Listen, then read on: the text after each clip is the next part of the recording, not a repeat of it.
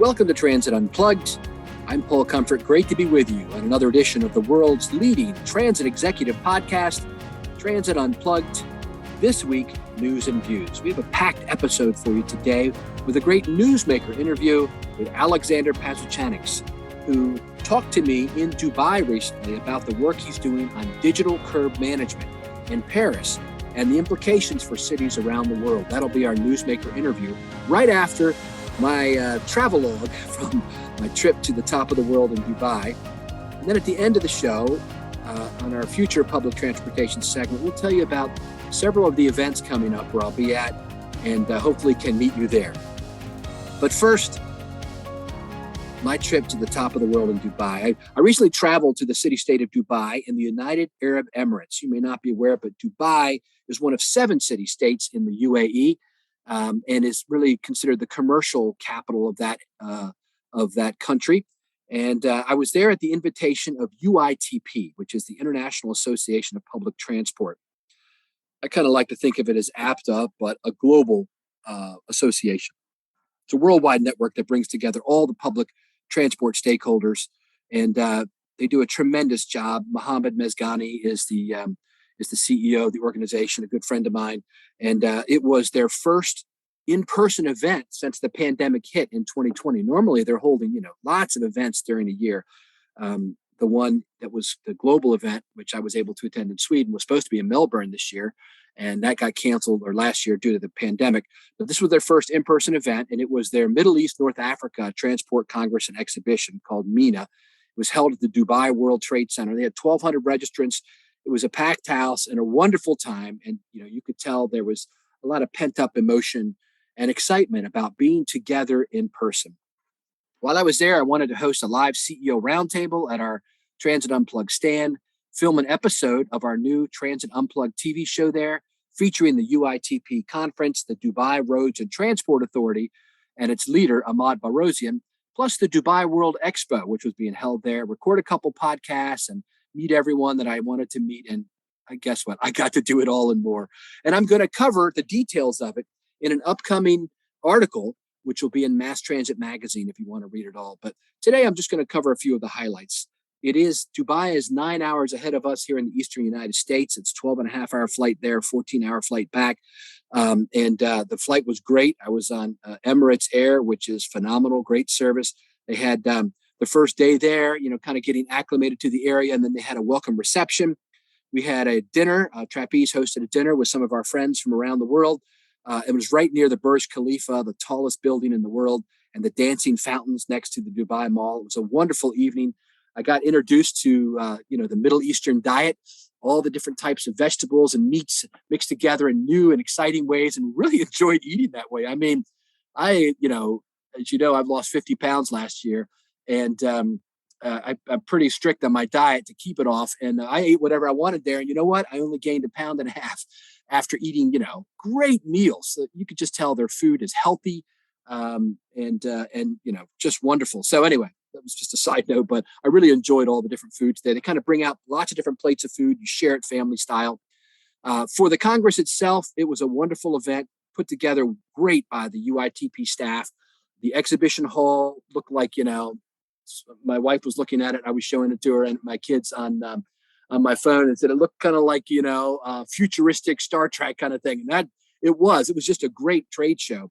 And I was able to do a couple podcast interviews, one with Alexander that you're going to hear today. And another one was with Mohammed Salim El Ghafri, who became a friend of mine. And he is the chief operating officer of the transport system in the nation of Oman. That interview will air on March 16th. It's funny, just me interviewing him, he must have told a lot of his friends to check out our podcast, because the next day when I got back, I got an email from Chartable that our Transit Unplugged podcast was ranking in the top 20 business podcasts in the nation of Oman and has remained on the charts there for the last week or so. So a lot of folks got interested, and I can't wait for you to hear it. It's a great interview with him. I was able to moderate a general session panel on smart mobility management. And you can see pictures on my LinkedIn page or in the article that's going to be in Mass Transit Magazine. But it was great. Good leaders there. Khalid Al Awadi, Director of Transportation Systems for the Roads and Transport Authority in Dubai. Cristiana Guel, who is from the Transport Authority in Barcelona, Spain, where the next big UITP global event will be held next summer. And also a new friend, Ms. Anan El Amri, who's head of sustainable mobility for the Integrated Transport Center in Abu Dhabi. They shared how they are sustainably providing new mobility options for their city. It was also great to hear from new friends, Mohammed Sharafuddin, who's vice president of Careem, which is the Middle Eastern Uber, and Shazeb Mamnoon, who's vice president and global head of TAS at Swivel, company I didn't know a whole lot about, but I got to know more about it while I was there. Great new company. And they talked about how micromobility and new models of transport are improving access to all of life's opportunities for passengers in the Middle East and globally. I got to attend a lot of sessions there, a networking dinner where I got to meet with the president of UITP from Saudi Arabia. And then I was able to conduct a CEO roundtable at our Transit Unplugged stand with John Fanny, who's director of operations at the Greater Abidjan Urban Mobility Authority, and Joel Lehman Sandugout, who's director general of Transurb, the transit system in the African nation of Gabon, and got to hang out with them some, had breakfast with some of them one day. And they talked about how the World Bank and others are funding an improving network of transit for their regions. We'll have a segment of that interview on an upcoming Transit Unplugged episode. Then I was able to speak at a panel called Technology Enablers, Empowering Innovation. And I shared about the power of creating an integrated transport network that brings together all modes of mobility in a city using the latest technology as a key to have it all work seamlessly. And it was a great session, got lots of questions, and shared a little bit about how, cities like Baltimore, when I was the CEO of the MTA there, really when I got there in 2015, all the modes were disintegrated.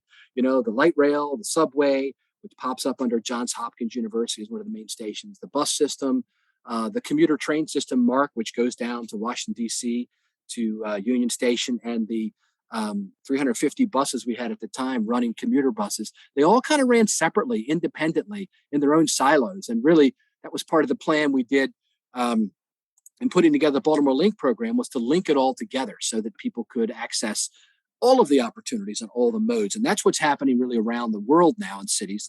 It's a theme that is being taken very seriously in transit agencies around the world.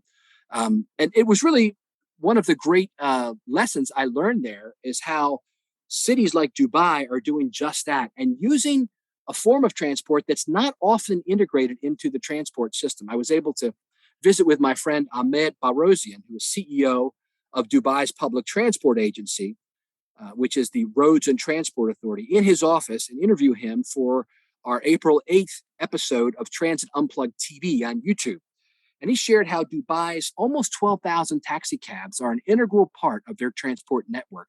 They're partially owned by the agency and all regulated, and they all have the latest technology, a lot of it provided by my company, Trapeze, there in the Middle East, to track vehicles. They have an app which allows passengers to book them easily. It's all controlled through the Operations Control Center, which integrates them and really utilizes them as a first mile and last mile solution. My friend Matthew Brownlee, who's managing director there for us in the Middle East, oversees a lot of this technology. And he shared with me also some of the new cutting edge technology that's coming there, where drivers are going to be able to not even need a key and think about how many drivers, right? You've got thousands and thousands of cabs on multiple shifts, but they'll be able to use an app which will, check them in using their fingerprint or facial recognition technology and start the car without a key with their smartphone app and all the just amazing cutting edge technology that's happening. It really was the theme too that I saw when I visited the World Expo, which is, once in a lifetime opportunity, right? I mean, I've done a lot of study about the 1892 and 1893 World's Fair in Chicago and how that really was the kickoff for rail being used for public transportation here in America. And, talked about that in my children's book, The Future Public Transportation. But being able to be at a World Expo was just a phenomenal experience. And they had whole sections on sustainability, in addition to the 190 national pavilions, they had a mobility district and pavilion. And Matthew and I and his wife and Julia Tapp, who helped kind of organize my schedule there on the ground, were able to go through there and check out the Hyperloop vehicles and autonomous vehicles, the latest cutting edge mobility technologies. We'll share some of that again on our April Transit Unplugged TV episode. It was just a wonderful trip where I really learned, again, how the taxi cabs can be used and integrated better into the mobility network of a city. And I was also really amazed by the city of Dubai and their commitment to excellence at being number one in any category. And I mean, I think their tallest building in the world is a testament to that.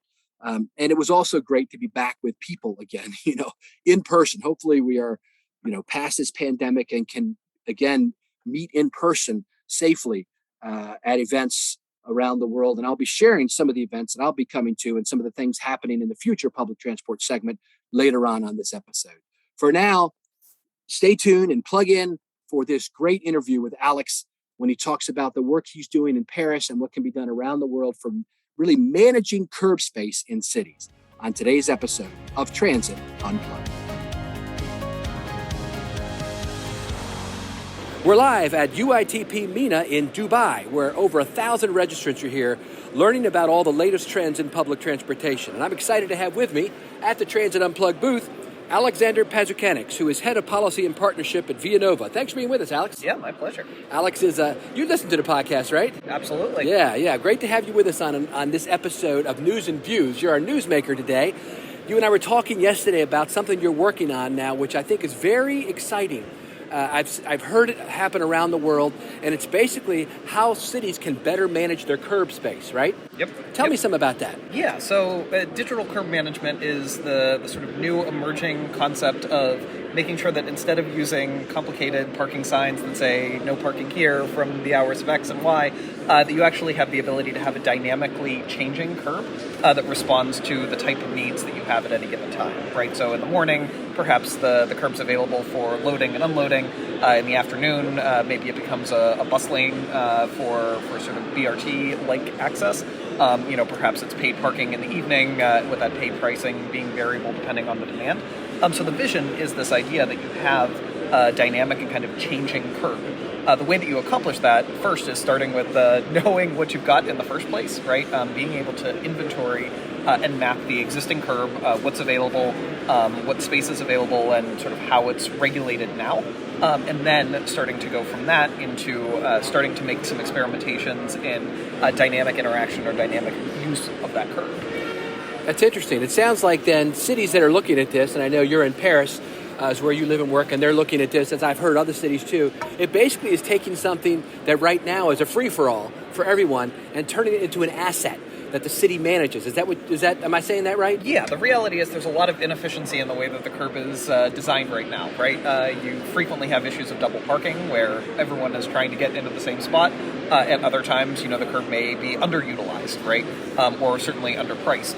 And so the value here, the opportunity here, is to actually make that curb work for the public right-of-way in a way that it doesn't now. In the same way that we've applied IoT technology to the dynamic use of travel lanes and sort of better signal timings, how to bring that vision into something as static as parking is actually quite exciting. So tell me what you're doing right now. You're working on this, right? Yeah, so a project that we started with the Ile-de-France region and sort of the greater Paris area is focused on goods and logistics in particular. So these are users where, again, double parking is a frequent concern. Everyone wants to try to be in the same space at the same time. And so the opportunity is to share data from the operators to the city in order to get a better baseline of what volume is like, where the key origins and destinations are, and what the sort of need, the demand for curb at any given time is. And how do you do that? Somebody just stays there and watches it? Well, no. So you start with vehicle information, right? Okay. So onboard IoT, either from the vehicle itself or from the operator, the delivery company, the logistics company that's using it. So taking that data, using it to build a baseline model, right, a baseline understanding of where the demand looks like, and then to start to take that information combined with what we know about where loading zones are presently marked, and start to create a reservation system.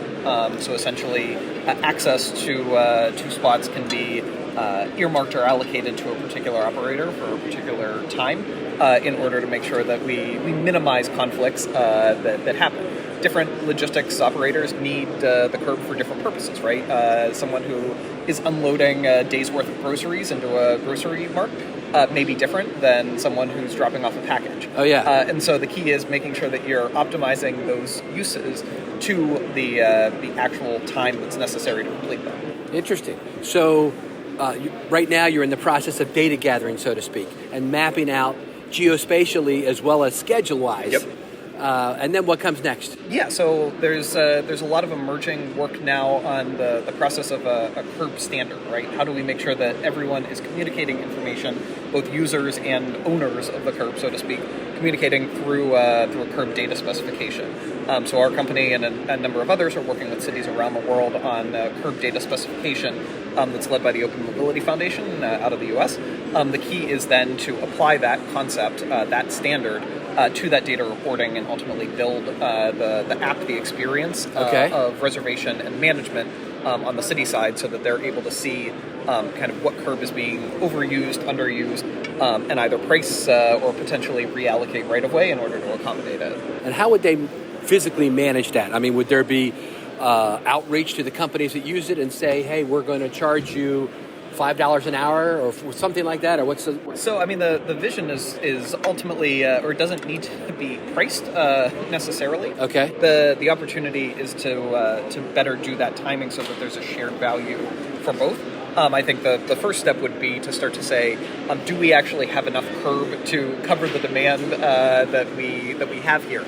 And if that's not the case, Paris is doing quite a bit of work around pedestrianization, around sort of removing cars from the center city. Right. It's an opportunity to reallocate spaces that were previously private car, personal owned car spaces to potentially be available for logistics and goods delivery as well. And what department of a city government would be? Would Public Works Department, kind of? So typically, I mean, the European context, not always a one-for-one match to the U.S., but typically the parking authority has a role in that process, right, for allocating the space, and often the cities sort of underinvest in resources around goods and logistics management compared to people management or vehicle management. And so in many cases, cities are starting to sort of figure out where this lives because it's still such an emergent concept. Is anybody doing it yet that you know of, like actually implementing it? So there's a fair number of cities in the U.S. who have started to kind of kick around this concept. Santa Monica is one of the first pilots. Some work in Seattle. The West Coast tends to be a little further ahead on this at the moment. However, I think you'll see an explosion of sort of pilots, hopefully leading to long-term programs in the next 18 months. Interesting. So Paris is a leader in this, I take it. So what do you see happening next? You gather all this information, kind of lay out what the next 18 months might look like, and how this fits into public transportation as well. Yeah, so you start from this data gathering perspective, right? Identify the need, build the prototype, so to speak. Perhaps it's a small geographic area, or perhaps it's a limited duration, in order to test what's working and what isn't. From that, the opportunity exists to kind of better align with some of the other strategic plans that Paris and other cities may have. In Paris, there's quite a lot of effort around decarbonization, and so these things can work in harmony with one another as you're decarbonizing and electrifying the transportation ecosystem. You can actually make sure that you are incentivizing the use of these spots by electric vehicles, perhaps. Oh yeah. And so there's a chance to incentivize that, huh? Exactly. Yeah. There's a chance to align those priorities. And from a public transport perspective, I think ultimately it speaks to a better reallocation of right-of-way, right? And this is something that tends to benefit public transport because there's an efficiency opportunity to sort of make public transport work better when you've got less potential conflicts, when that right-of-way, perhaps can actually be a shared goods and bus lane, right, depending on the time and the need and the demand. So there's a chance to actually be more strategic about how you reuse the same piece of real estate over the course of the day or over the course of the week. So do you see, or could you foresee, like almost like bus lane cameras at certain spots, and if people are there when they're not supposed to be, maybe they get a ticket or something? Yeah, there's definitely sort of strategies around monitoring and enforcement, either digitally or good old-fashioned gumshoe work. Yeah. But I think the chance is gradually you'll start to build compliance because there will be a level of simplicity in communicating that information digitally as well, right? You don't have to kind of navigate the street sign. Okay. The apps that give you your driving directions, or the apps that you use to pay for parking, can better indicate, what those spaces are available for. And so the consumer probably won't notice a huge difference. But for the public transport operator, for the logistics provider, there's a better certainty about this space will be what it's supposed to be when it is supposed to be in. That's great. Well, Alex, thanks for being our guest today and kind of explaining that. That's a topic that you hear kind of floating around the ethersphere, but nobody's really focused on it like that. So thank you so much, and best of luck as you do this work in Paris. Appreciate it. Thanks so much. Hi, I'm Elea Carey, a communications consultant who loves working with public transit agencies. Alex talks here about something that people really care a lot about: curb access.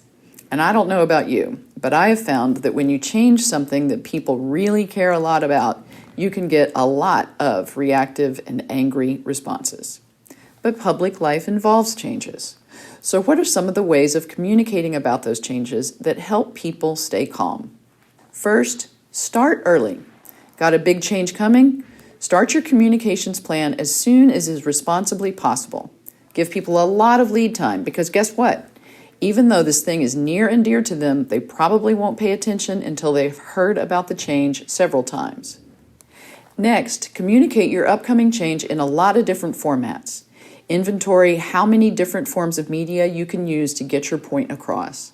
And don't forget to ask your community partners and organizational gatekeepers to share your communications.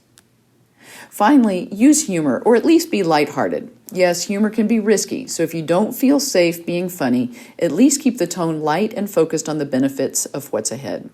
With your visuals, use bright, attractive designs that make people feel excited about what's new.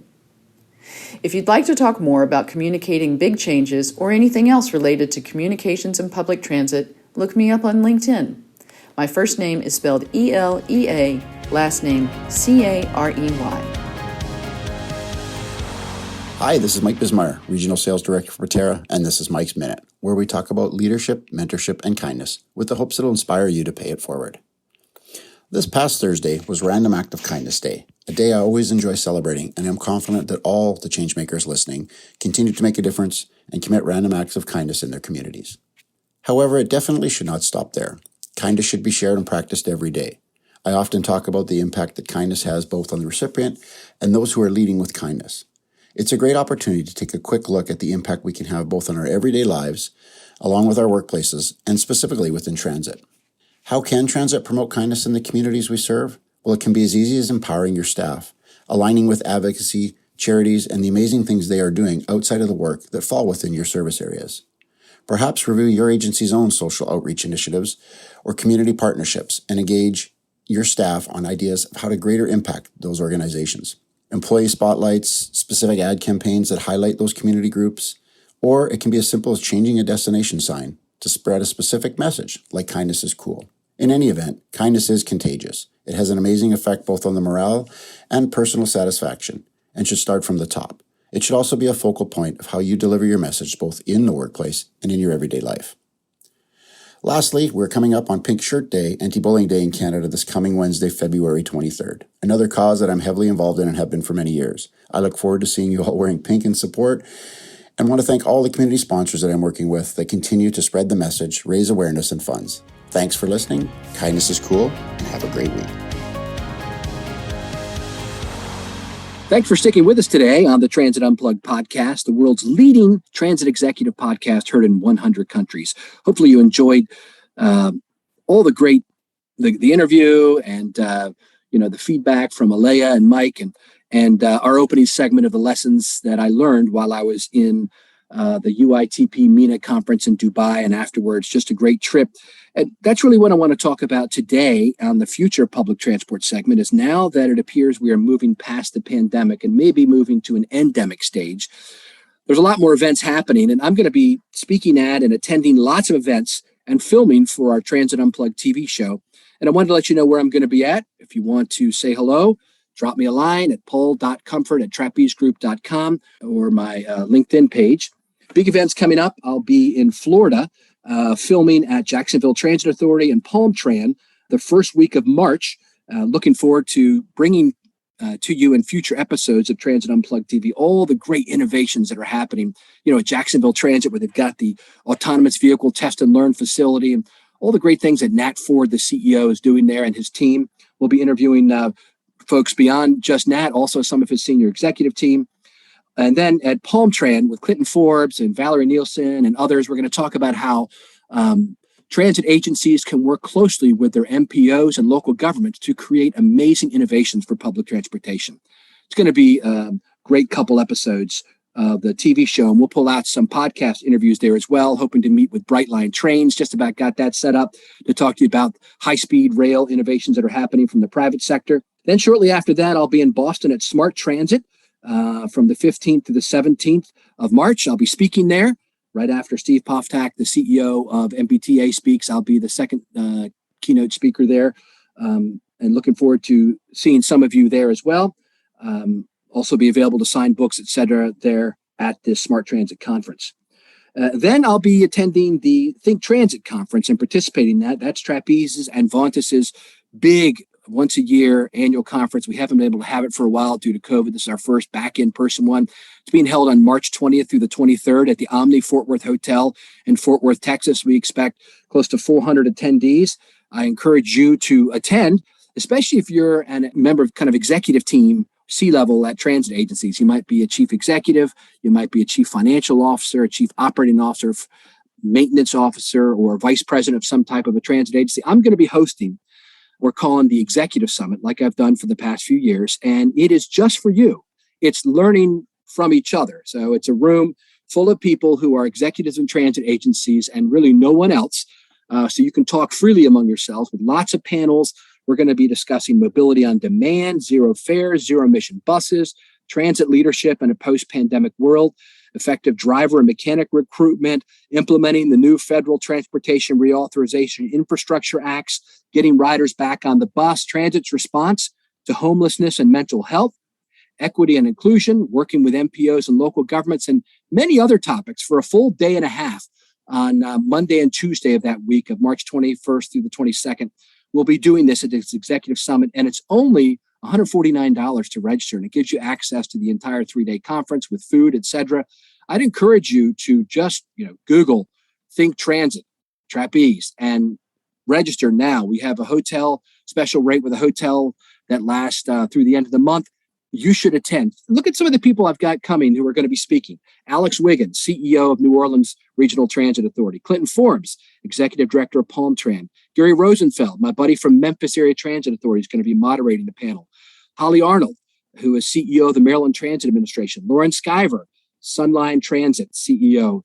Misha Wanik-Libman, executive editor of Mass Transit Magazine, is going to be there hosting a special panel I put together called Perspectives, which is going to give some of the top 40 under 40 leaders, some of the legacy leaders that we just heard. Paul Tolliver will be there. It's just going to be a phenomenal panel, as well as some other folks you may know from here on, like Mike Bismeyer, that you know from here on the podcast, will be sharing there. MJ Maynard, CEO of the RTC in Southern Nevada and Las Vegas. Rich Sampson, Executive Director of the Southwest Transit Association, has accepted my invitation to come and share with us how we are effectively implementing the new Infrastructure Act and the new funding, which has come as part of that, as part of our Reauthorization Act. And then we'll be having Robbie Makinen, one of my best friends in the industry, who's CEO of the Kansas City Area Transportation Authority, will be sharing about what he's doing there with free fares. Robert Weinroth, the mayor of Palm Beach, Florida, will be there talking about working together with transit agencies. It's going to be a panel like none other. Valerie Nielsen, him, and Clinton Forbes are all going to share. I've never seen this at a conference before, but you've got the mayor, who's chairman of the Metropolitan Planning Organization, the Transportation Planning Agency, Valerie, who is executive director, acting there, and Clinton, the Transit Authority leader, all work together in concert really well as a model, I think, of how the rest of the nation can do this. I've never seen that really addressed with the leaders at a conference. Maybe it has been. Maybe I just haven't been there. But you'll be able to see this yourself in person and talk to them there, as well as Steve Bland will be there. My friend, the CEO of Nashville Metropolitan Transit Authority, who was, our featured guest on our most recent episode of Transit Unplugged TV, and Tom Egan, CEO of MV Transportation, as well as Arnaud Legrand, who is CEO of RATP Dev, and many others. It's going to be a great time. We'll have a great dinner Monday night. So go to Think Transit and register if you haven't done it yet. I want to see you there if you're an executive of a transit agency. And then finally, I'll be down at CoMotion Miami with our friend John Rassant from the April 19th through the 22nd. We'll be filming an episode of Transit Unplugged TV there, meeting with a lot of top leaders and innovative leaders from around the world. We are back in business, meeting in person safely and sharing best practices. Coming out of this COVID pandemic, now is the time for public transportation to reinvent ourselves, right? And to show people, to redefine what we're doing. We're not just about providing access from A to B for commuters. We never were just about that, but that was our primary mission in a lot of cities. Now we're coming out of that with a whole new approach from the post-pandemic world of implementing policy, right? For environmental stewardship, adding equity and inclusion, the new book I'm working on where I'm interviewing many of these CEOs about what they're doing. All of that is an opportunity for us to reinvent ourselves. And I plan to meet many of you at these events and learn from you about what you're doing. If you want to connect with me while I'm there, again, drop me a note at paul.comfort@trapezegroup.com or send me a direct message on LinkedIn. Love to meet with you while I'm there and hear what you're doing in your city. Thanks again for being with us on Transit Unplugged. Stay safe out there. Thank you for listening to this week's episode of Transit Unplugged and to our guest, Alexander Pazuchanics, for talking about something we really don't think about, parking. Now, next week on Transit Unplugged, we have a very special guest. Terry White, King County Metro, who is also the keynote speaker at Think Transit next month, will be talking with Paul about his keynote, about equity and inclusion, and his personal story and connection to public transit. You're not going to want to miss this episode. If you have a question, comment, I'd like to be a guest on Transit Unplugged, feel free to email us anytime at info@transitunplugged.com. So until next week, ride safe and ride happy.